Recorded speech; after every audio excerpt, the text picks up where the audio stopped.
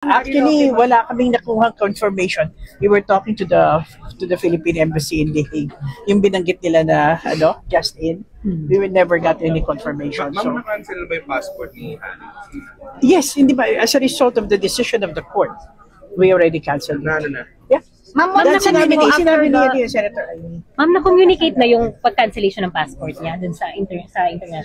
It's a process There's an administrative process there. Tawakan kahapon. Pero ma'am, hindi na pwedeng umapila si Harry. Di ba parang the process is, I think, may appeal, but so far, this is what we have done. But ma'am, what's next po after the cancellation of the passports po? Ano pong action ng DFA regarding that? Ayun na. It's law enforcement na yan. So, I don't know. But can the Dutch government deport him, ma'am? I really wouldn't know the process. Let us ask our embassy in The Hague. I don't want to say anything that I'm not very sure of.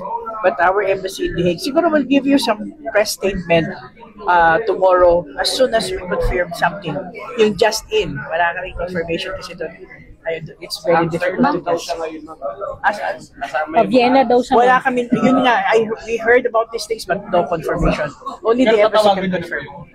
Kanina pa namin kinokontak. Ma'am, yung passport po ni Cassandra Ong.